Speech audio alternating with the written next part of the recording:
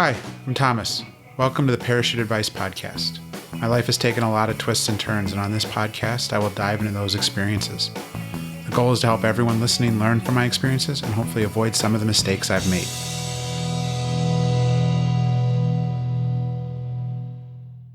Welcome to today's episode of the Parachute Advice Podcast. I'm your host, Thomas. We left off in episode 2 talking about my simple diet plan I use, built around counting calories and keeping my daily calories consumed below the target from MyFitnessPal app. What do you need to do this? Well, I'll keep it nice and affordable and simple. MyFitnessPal on either a computer or compatible smartphone.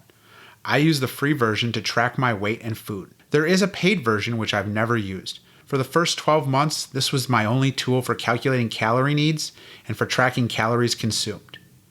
You also need a good food scale, bathroom scale, heat-proof measuring cups, and measuring spoons. In future episodes, I will get into how to portion meals and meal prep in greater detail, but for now, I will stick to the introductory basics. I do 95% of my measuring using the food scale in grams to understand just how much I'm consuming. Grams are nice because they are more precise, and every package gives you the serving size in grams. I won't sugarcoat it. In the beginning, this will be a complete pain, but trust me, it gets easier as you go. Now it has just become intuitive and part of my cooking routine. I also have gotten much better at estimating food volume when I'm out with friends because of this.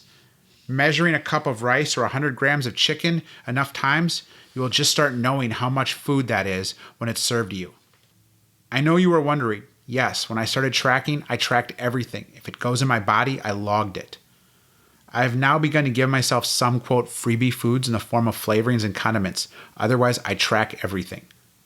The handful of freebie foods I have was only because I keep my calories each day well below the daily target, and if at any point I hit an extended plateau, I would go back to logging everything to make sure things had not crept up. For example, I rarely log that I put a serving of mustard on my sandwich or a slice of tomato and lettuce, but if a plateau starts for an extended period of time, I would log the mustard, tomato, and lettuce too. Plateaus will happen and can be caused by a lot of things. I speak about this a lot more in depth in future episodes. I can say it was one of the hardest parts of this whole process.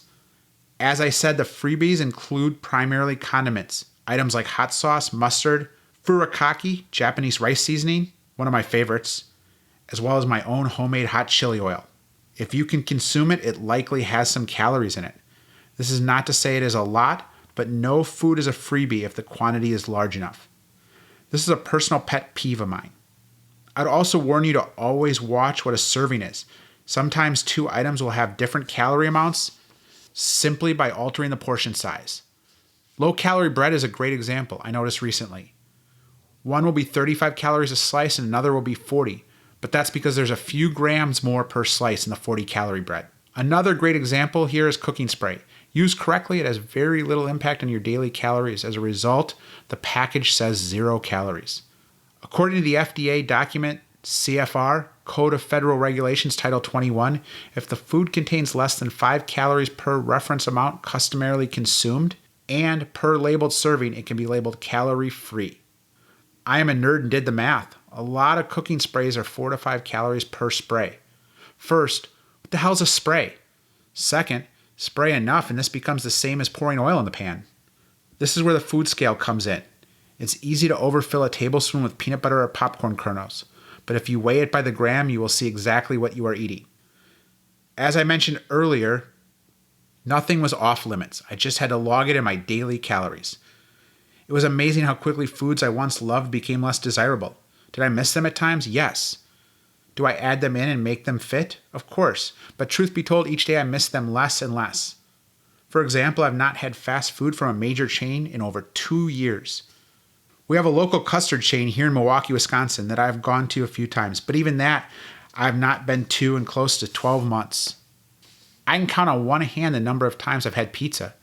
Usually I make items like that part of a special occasion when I choose to deviate from my daily calorie target. I hope everyone caught what I just said. My planned deviation from daily calorie target. I do not do cheat days, cheat meals, or quote diet breaks. Everything is planned and tracked. My current daily calorie goal is 1,820, and I just spent a weekend at a friend's house.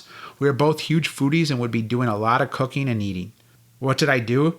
I logged as much as I could, and then to acknowledge that I would be eating well above my daily calorie goal, I used the app's quick calorie add feature and set the total for the day at 3,500 calories consumed. Did this blow my weekly goal out of the water? Of course it did.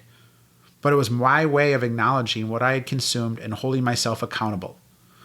On Monday, I got back to the plan and ultimately my weight held stable for the week and dropped in the long term. I do this very rarely. I would say a few times a year at most. This is the same way I handle some holidays. Others, where I can control the meal by cooking, I will log every little detail. I'll warn you, after a weekend like the one I mentioned, your weight will go up. But this is primarily water weight and the actual physical weight of the food you consumed.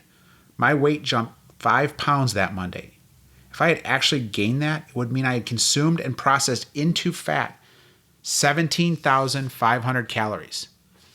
This is not to say I didn't try to, but I know I did not eat that much in one day. Think about this. A light beer like Miller Lite has 98 calories in it. If you were to drink 4 of those and then go weigh yourself, your weight would go up by 3 pounds. Why? Because you have physically put the equivalent of 48 ounces or 3 pounds in your stomach by weight. But from a calories point of view, you've consumed 0.2 of a pound at best. So again, track what you eat, read the nutrition labels, and understand where you can avoid unnecessary calories. Start simple by just tracking what you eat and eliminate empty calories. Everyone says don't drink your calories, but this is so true, whether it's a soda or alcohol. It is very easy to overconsume liquid calories. Another thing, and one I loved, is gas station snacks. You know how easy it is to eat my day's worth of calories while driving home from the gas station if you get some delicious salty treats like combos or pork rinds? Both of which I'd kill for just talking about them. As Ethan Suplee of the American Glutton podcast likes to say, we now live in a world where you can go into any convenience store and get 10,000 calories for a few dollars. We don't have to work for our calories to fuel our bodies like our ancestors had to. Let's get into some high-level details and examples. First off, let me walk everyone through what I eat an average day. I skip breakfast every day. I do this for 2 reasons. I've never been a big fan of it, and second, it frees up calories for the rest of the day. I do drink black coffee, and a lot of it, all day. That helps satisfy me till lunch.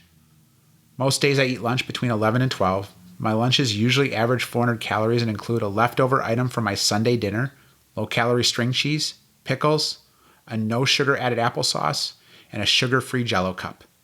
Sunday dinner being used for my weekly lunches is how I prepare meals for the work week. I don't mind and frankly enjoy taking leftovers to work each day for lunch and don't get too bored with the same thing every day for lunch.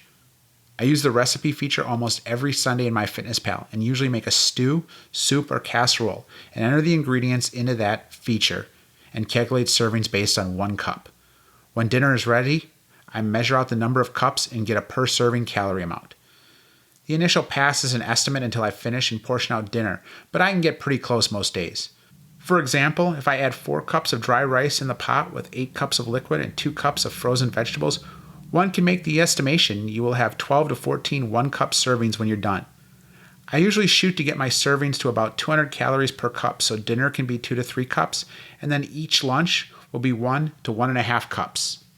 During the work week, dinner is different every day, but I usually keep plenty of low-calorie items around the house that I can mix and match to make a dinner. My dinner is usually 600 to 800 calories and includes a low-fat protein, starch, and a vegetable.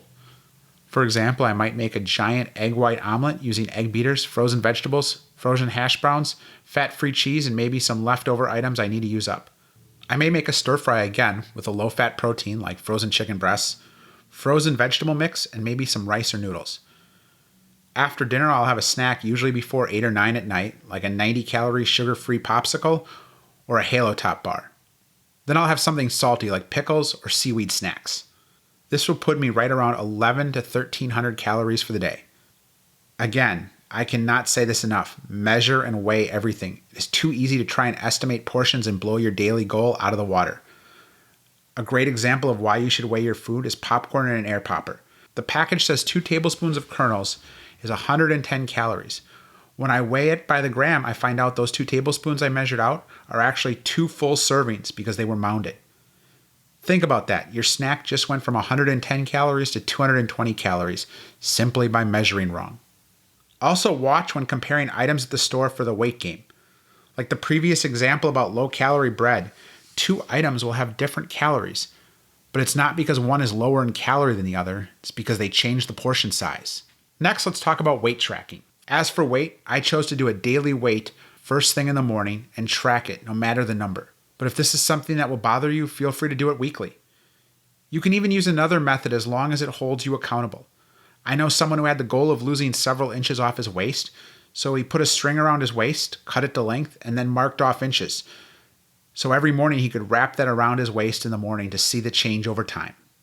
When I really noticed my weight loss, it was not the scale, but when my pants started to be too loose, and when I had to pull my belt a notch further, and then again and again, until one day I needed to buy a whole new belt.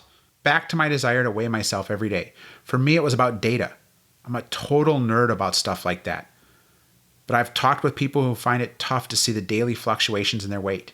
If that is you, skip the daily weigh-in. Instead, do it weekly. Just pick a day and a time and be consistent. For example, if you weigh yourself after a workout where you drank a lot of water, this might change your weight. It's just from the amount of water you drank, or maybe the amount of sweating you did. It's not to say it's bad, just understand these things impact your weight, and if you are looking to lose a pound a week, 32 ounces of water could drastically change your weigh-in. As for logging it, I again am a data nerd, so I put my weight in Google Sheets file every day and graph the results. I tracked my daily weight plus a rolling 5-day average. I'll share a link to a template you can use to do this. There's also apps like MyFitnessPal or an app called HappyScale. I have personally never used HappyScale, but I've heard good things about it.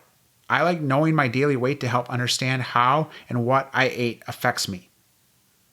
Like the example above about actual food weight versus caloric weight and the impact it has over the long run. I've even weighed myself before and after going to the bathroom just to understand how that can impact my weight. For me, it helps me feel less threatened by the scale and more empowered by it. In upcoming episodes, I will share what I cook and how I cook to make delicious, low-calorie, healthy meals, including Sunday meal prep ideas. But to get started, just remember the basic plan. Calculate your daily calorie needs, the desired calorie deficit you want to hit each day, and log everything you eat. Thank you for listening, and I look forward to you joining me for future episodes of the Parachute Advice Podcast. You can contact me at parachuteadvicepodcast@gmail.com. That's all one word, parachuteadvicepodcast@gmail.com. You can also follow me on Instagram at Parachute Advice. Thank you for listening, and please like and subscribe wherever you get your podcasts.